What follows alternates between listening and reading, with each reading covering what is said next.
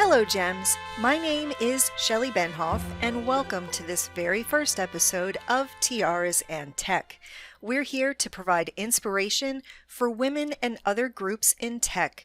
We aim to provide support, celebrate successes, and discuss how we're treated. In this very first episode, I thought that I would introduce myself, tell you how I started in tech, and why I've worked in tech for over 20 years. Aging myself, but don't worry about that.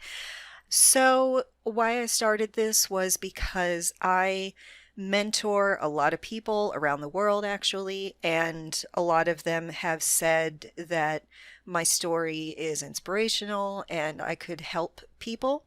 And as an author and a trainer, I love to help people. It's my life. I want to allow people the opportunity to learn from all my mistakes, and there have been so many, and to not struggle as I have. So it's kind of the tone of the overall show.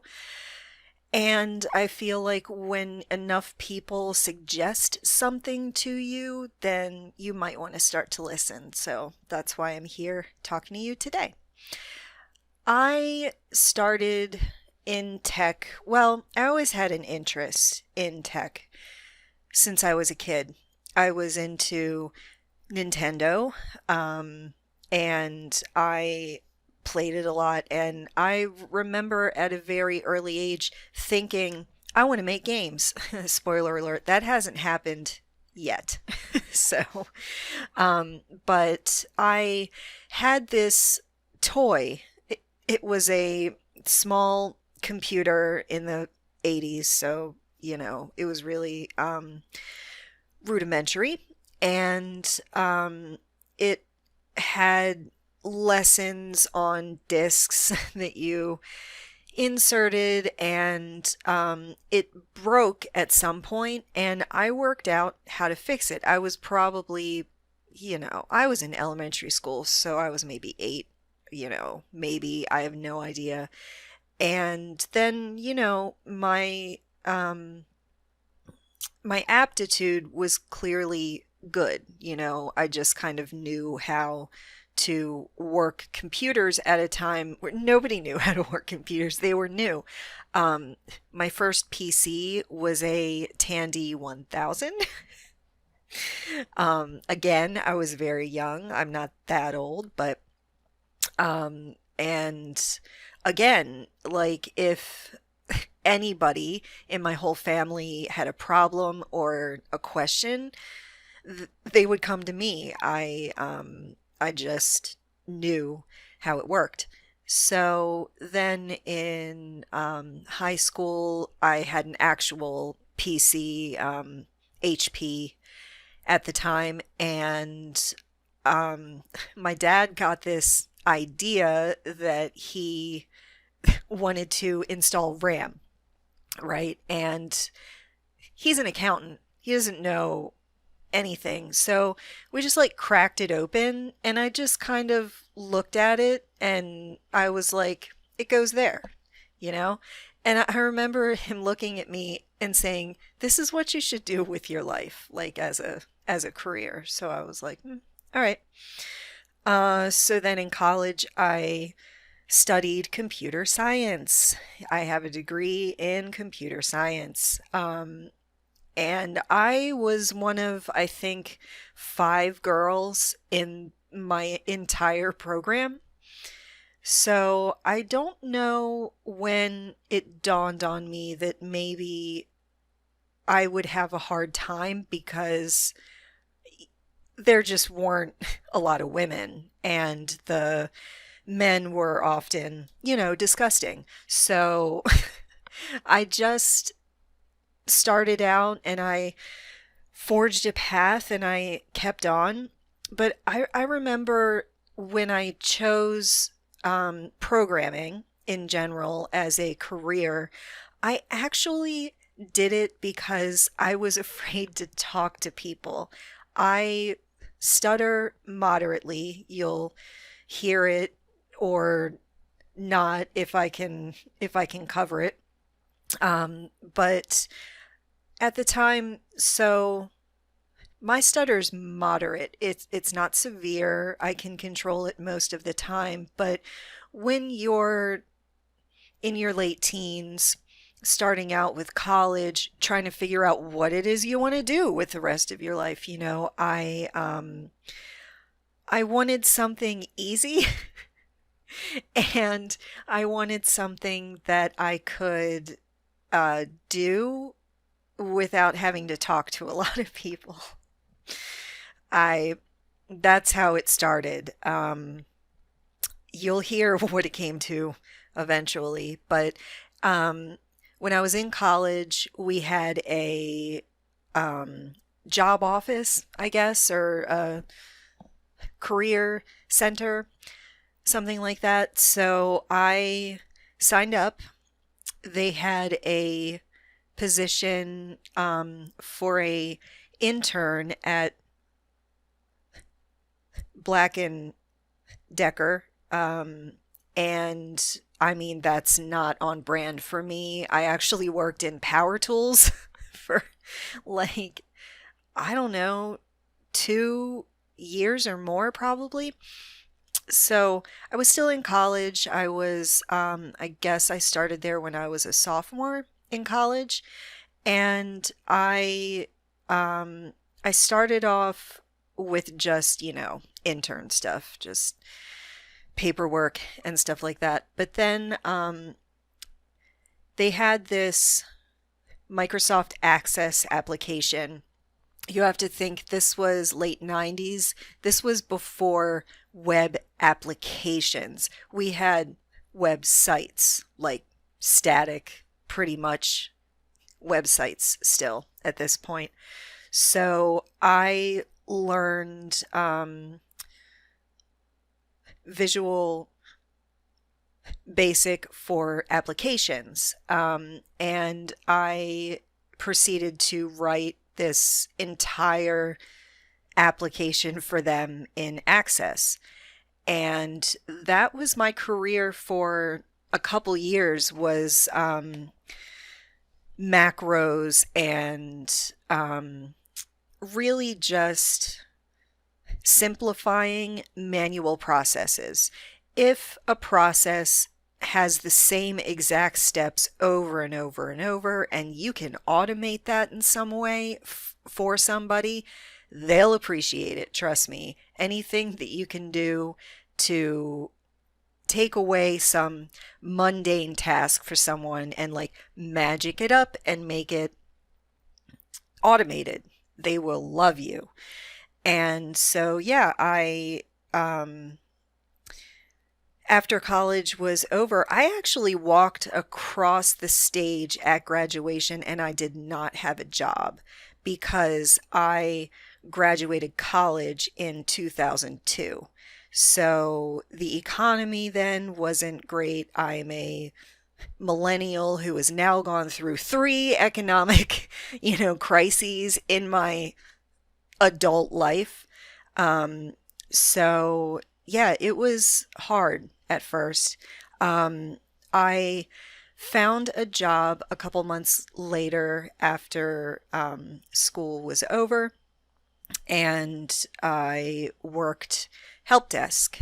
So I don't know why I did that because, like I said earlier, I was trying to program and I was trying to not talk. So help desk was just not that. But I found at the time that was the only job out there. Like, no one was hiring a programmer with no experience. And I know, you guys, that is still the case. And I am very, very passionate about hiring junior devs. Every single place I've worked for just refuses to hire junior devs. Do you know how much I've learned from junior devs over the years? I mean, I've learned so much. Someone whose experience is new and fresh and they've just learned new stuff in college, like, learn from them. Even if you're a senior developer or a manager or something, somebody who's just fresh out of college does have something to teach you. So listen.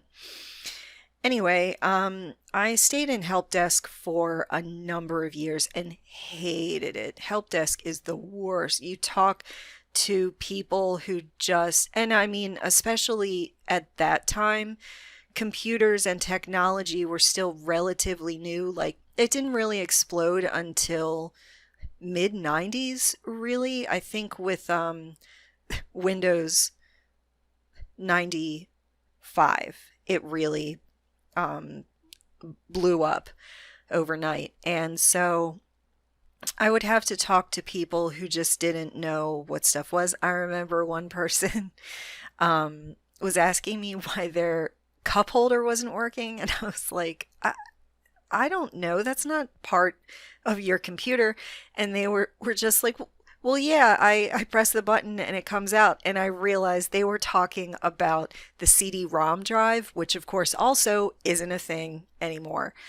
And that's the kind of stuff that I did early on. So the way I got out of that and into more programming jobs, and at this time I had learned cold fusion. I don't know if any of you listening to this will remember what that is. But I was very interested in web stuff because that was exploding. I was hearing stories about, web dev shops in the late 90s becoming millionaires overnight. Like, so I wanted a piece of that. And I hadn't studied that yet. So I took my experience with Access, and any job I had used Access at the time. It was really, really popular. So I would just, mention, hey, I can automate that, or, I can help out with an application if you need that kind of thing. The thing about having skills that are not part of your job description is that a lot of people don't like when you assert your interest into expanding your job description. They feel threatened. So I had a lot of that to deal with, and I just didn't care. Like I love tech. I love to code. I love to create something out of literally nothing. Like, it's just for me, and it always has been. And so I took that passion and I tried really hard to never get discouraged, but we'll talk about that more later too. Yeah, so my experience in Access transferred to web because at the time, so many people that were using Access as an application were transferring that to the web. So here I am, right place, right time. I learned ASP Classic first. ASP Classic. My IDE was Dreamweaver. So that's how old I am. Yeah, and in order to transfer that to .NET was very hard. And so because I had had an experience with Access in Visual Basic for applications, first I learned VB.NET. I'm sorry. I'm so sorry. But at the time, there was no like standard yet, I want to say. It hadn't switched to C# just yet. So I was still like viable in skills. But when it was obvious that my work with VB was not going to take me anywhere, I learned C sharp using sites that would translate VB code into C sharp. So, like, that's how I learned how to write C sharp. I just translated the language, and that was like 16 years ago or something. So I know C sharp by now. I actually don't hardly remember any Visual Basic because I haven't touched it for a very long time. So once I knew that, I mean, it was just like I had a job for a contract actually for a while, but then 2008 hit, economic crisis, housing crisis, all of that stuff. I was unemployed for 10 months. And that was probably one of the times in my life that I was the most depressed because I would look on Monster, Career Builder, Dice at the time, and there weren't even job postings at all, just nothing. So that was the first time I think I tried to start a company.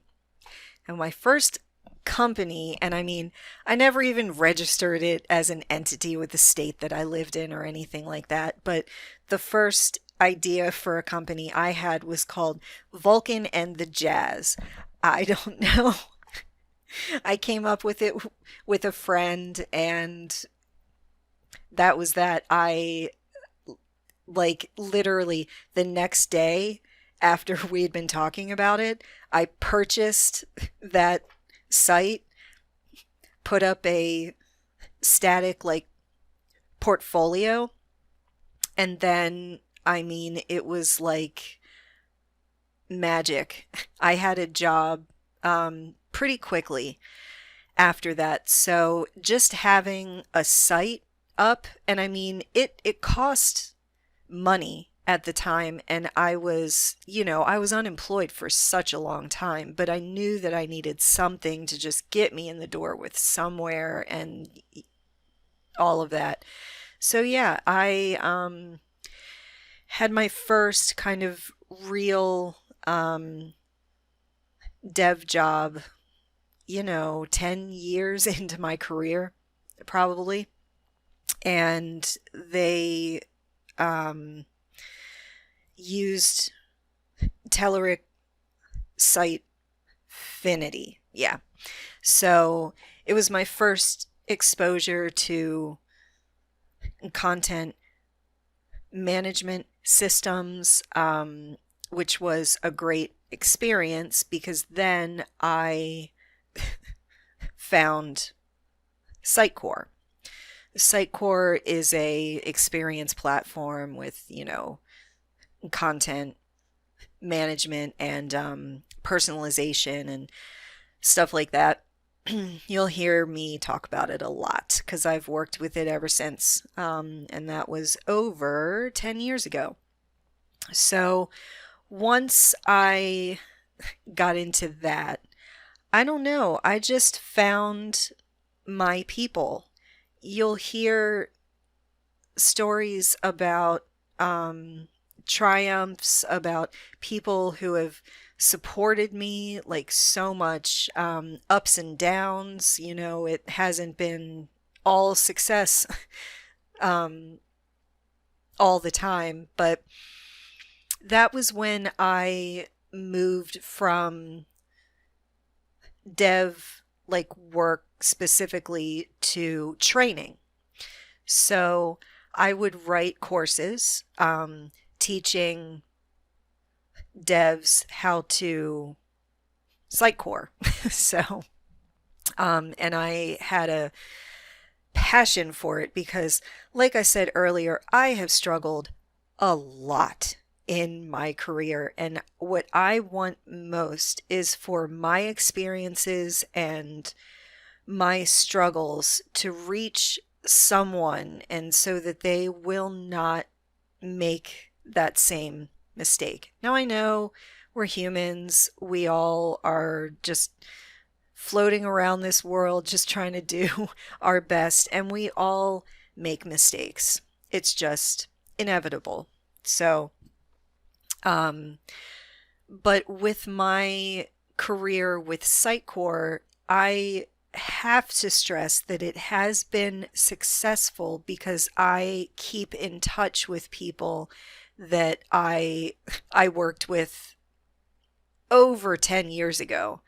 At Christmas time or holidays in general, I will send everybody on LinkedIn a personalized message. I don't use a service or anything like that. I literally look at my list. I have a lot of connections at this point, and I talk to the person and I'm like, "Hey, remember this awesome time that we had?" Stuff like that.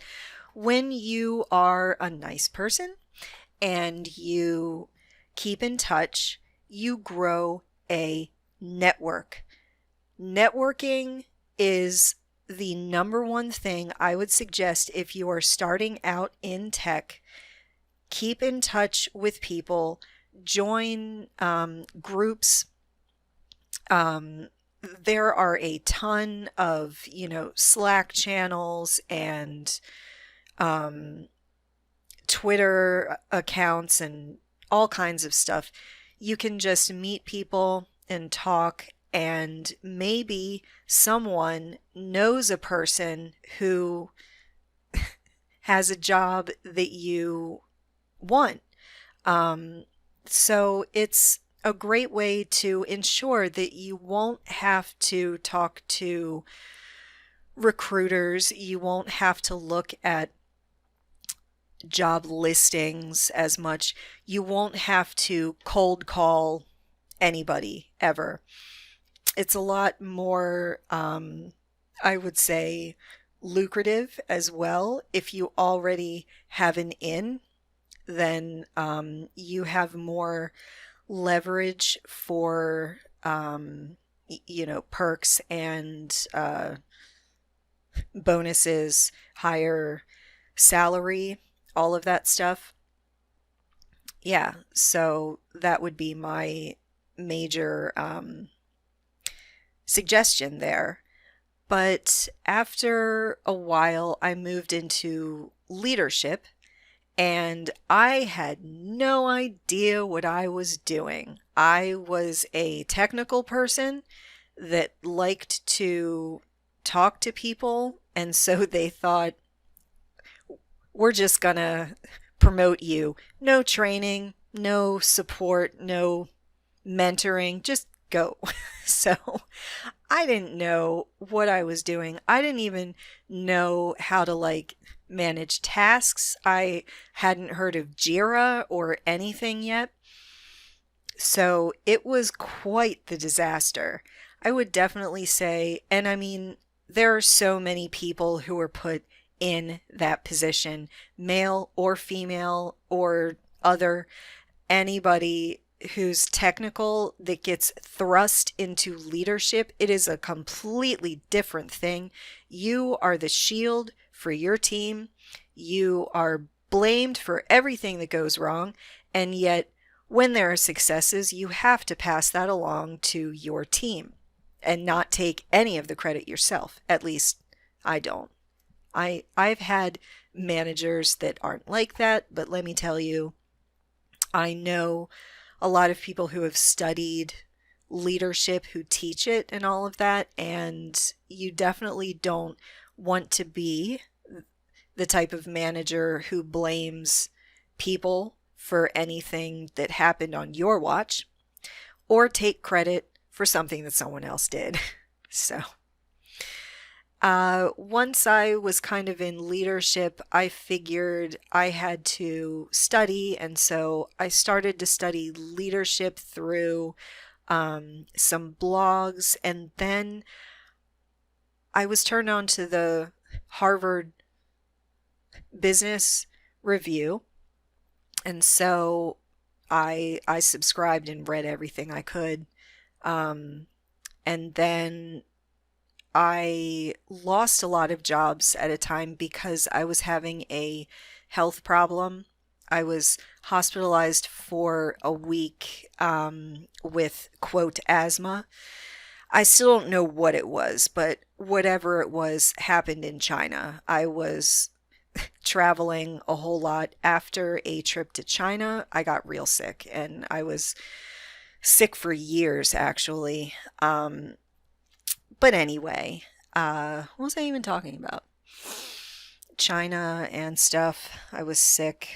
Oh yeah, so I had lost a number of jobs because I was not in the, state where I should have worked. I could have taken leave. That was a thing that I didn't even consider. I had no idea how it worked or anything like that. And furthermore, nobody at work wanted to help out. And they could see that I was struggling. And instead of them helping me, I ended up losing job after job. So I got really depressed. And it was harder to find jobs. If you're depressed, your confidence is not only shaken, it is shattered. They have cracked it down the middle and just killed you, killed all of your confidence, all of your career ambition. And it was like in 6 years, I think I had something like 8 jobs. It was terrible. What a terrible time. So that was the time when I was trying to like work stuff out, and I was like, you know what? I don't want to work for anybody anymore. I want to be an entrepreneur. So I contacted Pluralsight. If you aren't aware, it's a learning platform for tech skills specifically. I contacted them. I was interested in teaching, and I went through this whole they have a ridiculous process where you have to audition like you're an actor or something.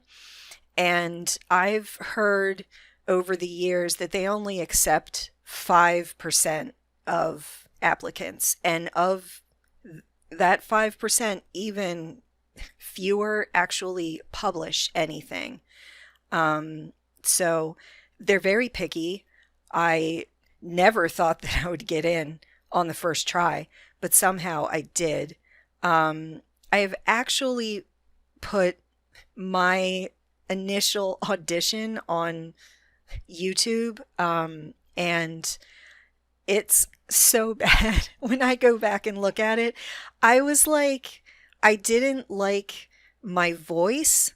I think that I think that I sound depressed like all of the time.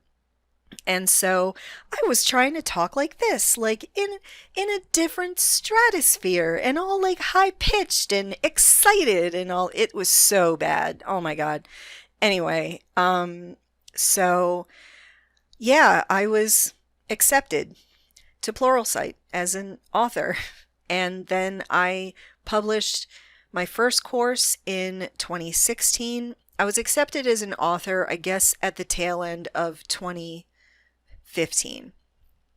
So at the time, I was working full time at a job, Pluralsight on the side.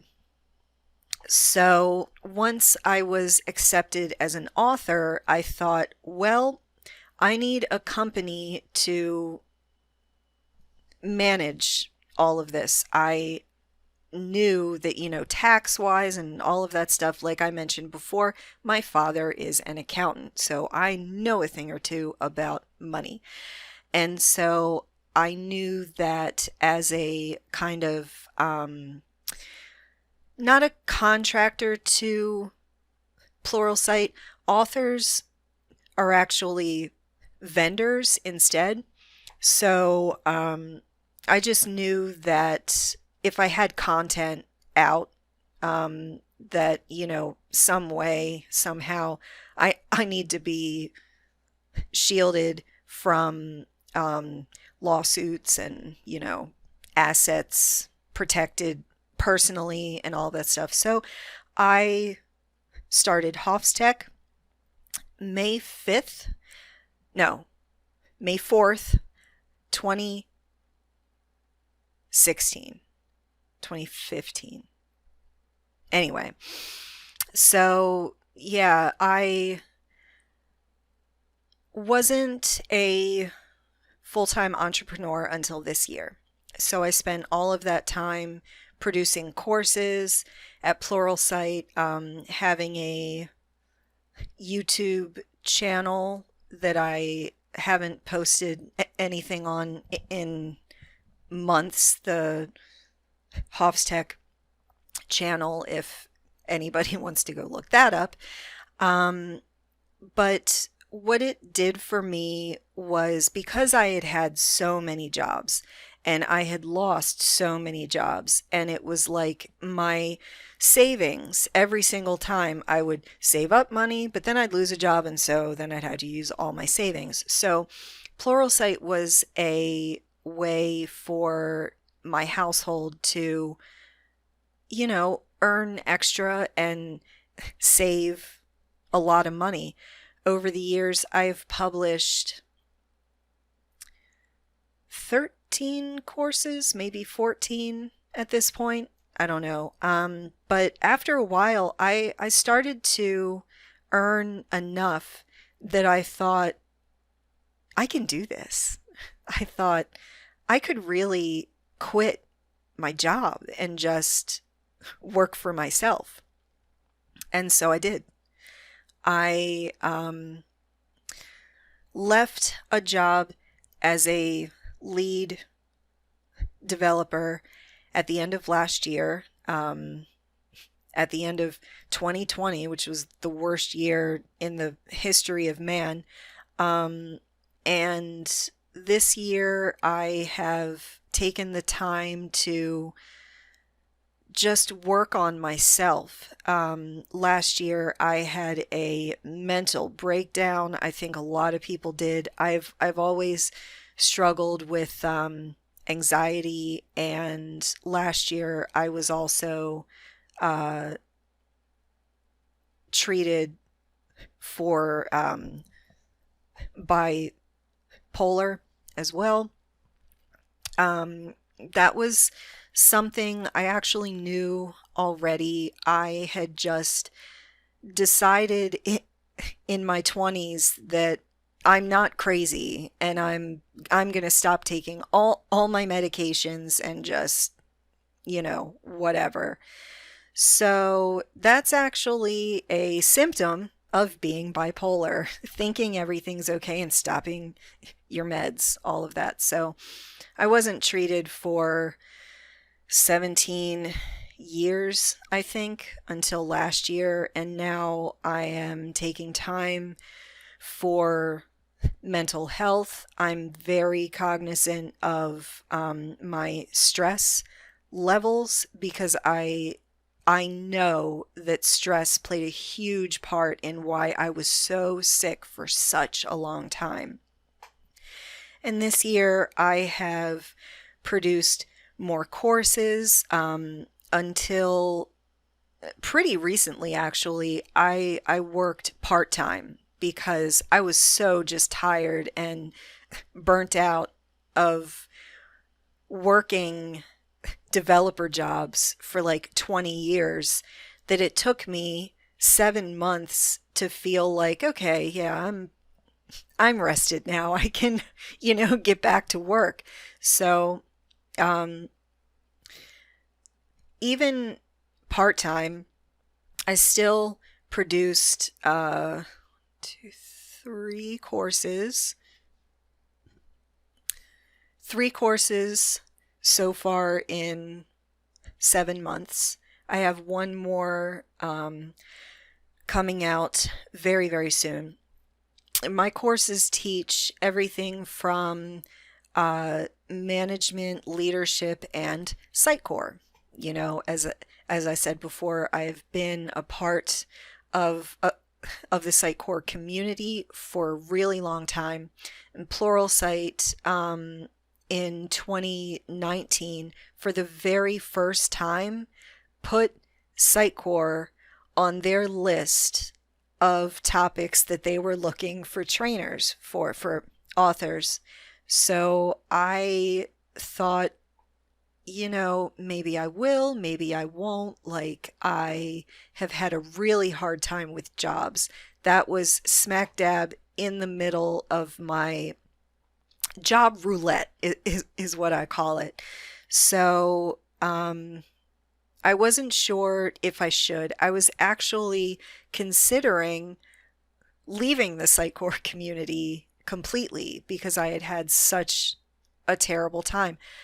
I was planning on doing like management consulting instead, but I thought, this is one last like stab at making something of myself. So for, you know, 4 or 5 months, I didn't tell anybody what I was doing. I didn't ask Sitecore for permission or anything like that. Like, this is completely my thing. Um, and then when my course came out, somehow magically, it came out the Friday before the Sitecore symposium that year, which just so happened to be in my hometown, Orlando, Florida. Not to mention the fact that it was at Disney World. And I don't know if you see any of the things over. I really like Disney. We'll get to that later too. So I was at the height of my powers. I had just published this course. I had Twitter, like, Sitecore Twitter was going crazy that weekend for me. I got so many followers all of a sudden. I had people like message. It was like overnight. I didn't even know what was happening. I didn't have a plan. I just knew that I needed to talk to as many people as I could and tell them what I had published. And so I had some Pluralsight swag. I had like stickers and hand sanitizer. That was the most popular. That's what people really, really liked. And I had like pins and stuff like that. So I decided to have a table where, I mean, a small like round table, and I just set out my swag. A friend of mine said, you should stand in the middle of uh, this hallway where the developer sessions were. So I did, and still, I mean, it was good. I would talk to people. I didn't have a spiel prepared at all. Like, I just walked in there not having a plan, not knowing what the hell I was going to do, and somehow pulled it off. I don't even know. And I have anxiety, so generally speaking, I do not do this. I plan every single thing I say. In every course I've published, what I say in the course is scripted 100%. I don't leave anything to chance. I just have this perfectionistic attitude, so this was just not on brand for me. So I'm standing there, and someone, a event staffer, comes over to me and asks me what I'm doing. And I was like, I'm here to promote a course. And all of that. And he pulled my table out into the middle of the hallway so that nobody would miss me. So everybody had to walk by. And that was it. That was it. That was it. I'm sorry. This was the moment of my life. So I'm standing there. I'm 5'2".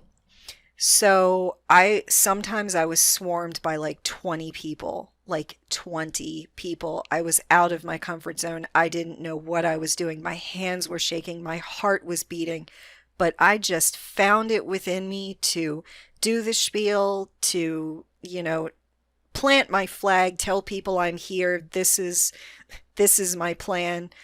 And it just, everybody 100% was excited about everything. Nobody questioned it because Pluralsight, because everybody knows that Pluralsight has the highest quality content, and they're very, very picky about publishing stuff. So that was honestly, if you're listening to this as a woman or just anybody who's marginalized, you generally are prepared to explain yourself, to prove to anybody who's questioning you, because they always do. This was the first time in my entire career nobody questioned me, not even a little bit. They were all just with me. I'll tell you, after it was over, I came home and I sobbed. I was, so proud of myself for taking this unbelievable huge chance. This was not something small that I had planned. It was a undertaking. Not only was I producing one course on Pluralsight for Sitecore, initially they signed me for 3. This was the first time I was ever in charge of an entire learning path, like an entire skill path on Pluralsight. And I still don't know what my life is anymore, how I became this person when I was so depressed for such a long time. I had, many health issues, many mental health, breakdowns and stuff. And so after that, I was awarded Sitecore Technology MVP. This is a award for developers. And I believe that in the entire country, I am one of 5 women that have this award in the United States of America. Not to mention the whole world. Like I haven't counted, but there aren't a lot of us. So throughout this journey, I have met Pluralsight authors who are amazing. I don't even believe sometimes that they talk to me, that they give me the time of day, or that they like my work, because I've studied their work for such a long time. And so I learned from them, and it was like I was alone in like a pit, right? And I'm like reaching up, and these people brought me up. They inspired me so much. They championed me. They were just behind everything I was about. And I mean, I I just I thank them so much. They're all amazing and have impacted my life in such a big way, in such a way that they will never know, honestly. And I mean, I've been fans of these authors, or I have been a fan of these authors for a really long time. Prior to um, my Pluralsight audition, I I was a customer. I watched their courses all of the time to learn C sharp, to learn just patterns and practices and um, new technologies and all of that. And so I've learned so much from these people, and I am super bummed that I've never met any of them in person. I just haven't had a chance to, so hopefully, like next year, I guess. Anyway, so yeah, that's where I am today. That, I mean, for a person that started out in, you know, help desk mainly, and now I'm like a technology MVP. It just feels so strange, but I think that I have a lot to offer to people who are starting out, who are, you know, just lost, who need inspiration, to just keep going.